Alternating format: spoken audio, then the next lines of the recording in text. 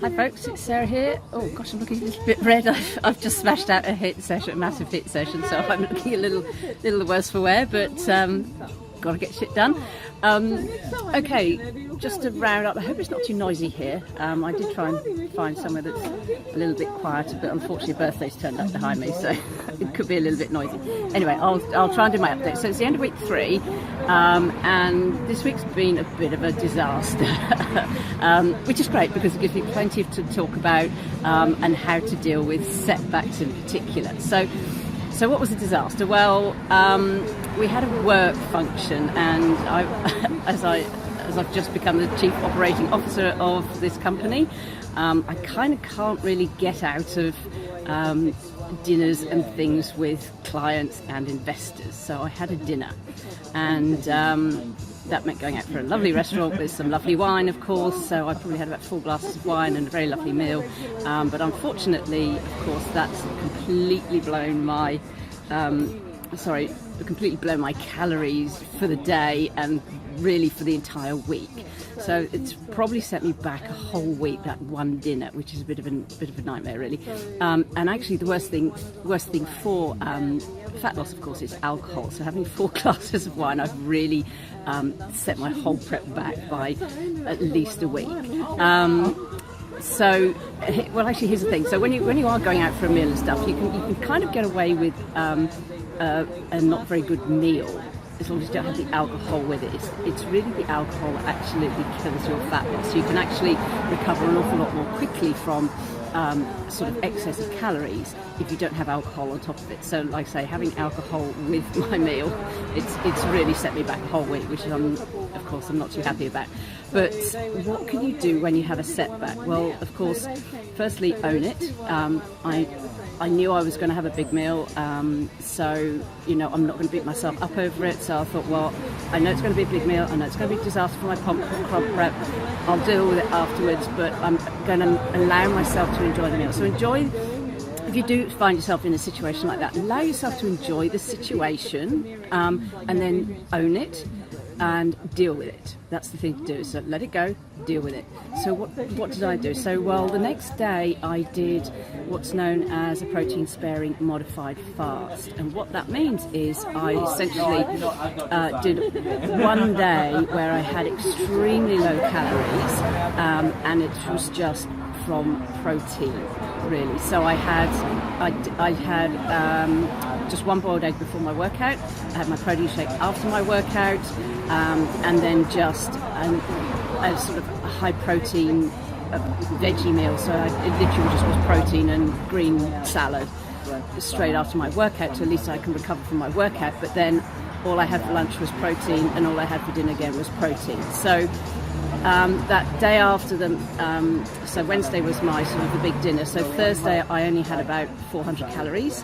Of course, it's not going to mitigate it entirely, but at least it gives my body a chance to kind of detox, clean up any sort of excess from the day before, and try and get back on track. So then from after Thursday I did the protein sparing modified fast, and then I was right back on diet.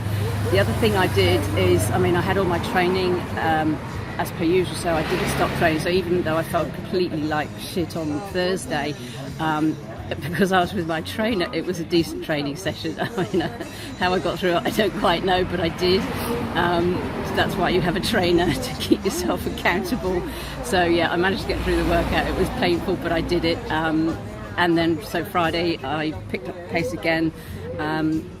Yesterday I did a HIIT session, and today I also did a HIIT session. So I've actually added 2 HIIT sessions this week as well, which this early in a prep I wouldn't be doing 2 HIIT sessions, but because this week's been such a disaster, I added the 2 HIIT sessions. I was actually going to do, not too far away from me, about 45 minutes drive, we've actually got this lovely park. It's like a sort of national forest kind of thing, and it's got this climb called the 1,000 Steps. Now, I'm not sure, I don't think there are quite 1,000 steps, but by the time you get to the top of these steps, it feels like there's 1,000 steps. And it's all uphill in beautiful tree ferns. It's absolutely beautiful. And we've had such hot weather this week. It's been up to 44 degrees in Melbourne this week. I actually went out and did the 1,000 Steps on Thursday evening. evening with a friend of mine who's about to do Mount Kilimanjaro, which was fantastic. So I was able to give him some, because I've done Kilimanjaro and he's doing exactly the same route as me. I was actually able to give him some really good tips on, you know, how to manage the climb and everything like that. So that was really good. So actually on Thursday, I did do some extra exercise. In addition to my workout, I actually did 1,000 steps as well. 44-degree heat, so that must have burnt a little bit of calories off. Anyway, but so that was really good. So this week I have actually added, I guess, 3 extra cardio sessions. I don't think it'll mitigate Wednesday completely, but at least it goes a little way towards doing it. So when you have you have a setback like that, then a couple of things you can do, like I say, this protein sparing modified fast where you have a super low calorie day, or add in extra exercise. So that's what I did. So what else has been going on apart from Wednesday's disaster? Well, otherwise I've been pretty consistent, really. Do you know, the one thing I am finding with this keto diet is that I really miss protein. I'm down at sort of 1 gram per pound, or on some days not even, you know, I'm just a little bit under, which I really don't like. I'm really missing protein because I'm usually up at sort of well over, you know, about 2.2 grams per pound, which is sort of verging on 5 grams per kilogram. And, you know, I just love my meat. People go, how on earth can you possibly eat that amount of meat? Well, it's actually very easy. I mean, it's only like sort of 4 portions of palm-sized bits of chicken and a medium tin of tuna and a boiled egg. It's really not that much. So I don't know how people struggle with getting their protein in, really. That's the thing I'm missing about the keto diet is protein.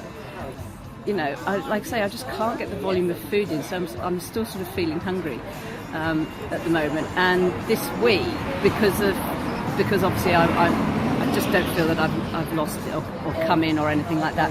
So I'm actually going to have to drop my calories again this week. But actually, that's not going to be. I'm really not going to have to change my food at all because as I sort of said the week before about supplements and how my supplements add in this like about 100 calories extra that I didn't really account for. I've actually got to the end of these mushroom powders that I've been having and my super green powder. So I've kind of got to the end of those. So by just not having those, I'm going to cut my calories straight away. So I'm not actually going to be cutting any food out. So I'll still be eating the same amount of food as I have been, but I just won't be having these extra supplements that I've been having. So that's a really super easy little cut in calories. So I'm going to do that this week. Oh, help! Hang on. Tram. I really didn't do this very well at all. I'm at a lovely cafe called Friends of Mine. There it is, Friends of Mine. I'm just about to have some really nice salmon gravlax for breakfast. I do like my breakfasts on the weekend, so that's my little treat after a HIIT session. Of course, it's all very fatty. It's salmon and avocado. You can't really get much more fatty than that, so which is perfect for a keto diet. That's what I love about breakfast, actually. It really fits with cold prep. So that's why I kind of make it my thing when I'm on cold prep, is going out for breakfast. I think it's just arrived. Yes, it has. Hold on. Okay, breakfast has turned up. Let me just see if I can...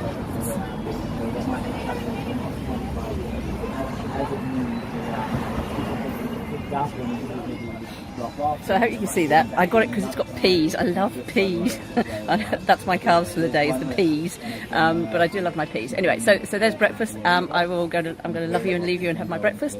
I will put up photographs, of course, of how I'm looking. So front pose, both side pose, and the back pose.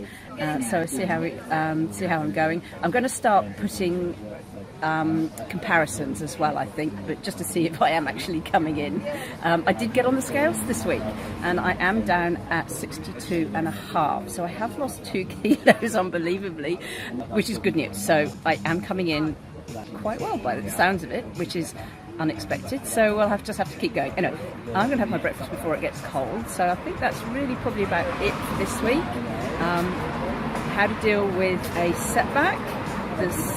I'll probably have some other strategies as we go through on setbacks, because I know for a fact that I'm going to be in Queensland for a 4-day conference, so I'll talk to you about dealing with conferences if you happen to be going away. I've got another friend who I'll be catching up with, and I'm sure there'll be a very nice 25-year-old bottle of wine involved there. So I'm planning these things in advance. So I'm going to try and get as far ahead as I can, so that I can mitigate these events that I've got coming. This is the thing with comp prep, you know, you can't sort of put your life on hold just because you're on comp prep, you know, and this is a very big thing that I always do. It's like, if I've got stuff coming up, I always do it. You know, a lot of people, when they get on comp prep, they get so super focused and so tunnel vision that they kind of sort of eliminate everything around it, and you can't do that. And that's when you get that's when it sort of causes problems, you know, because the people sort of outside of what you're doing, they can't understand what you're doing, and they can't sort of understand why you can't go to an event or why you've got to take extra food, and that's what causes friction. So I will do probably a bit more of a post on how to deal with social events at some point, and some things that you can do to you know, to sort of offset it, and how you can involve others in your prep without, and not lose yourself in the prep, because it's a very important point that I don't think many people talk about really, is, you know, you're doing this thing which is amazing for you, but for people outside looking in, it can look a bit weird. So we might do a talk about that later. But anyway, that's enough for me. My breakfast is getting cold, so I hope you're having a lovely week, and I'm going to be right on track next week. All right, take care. Bye.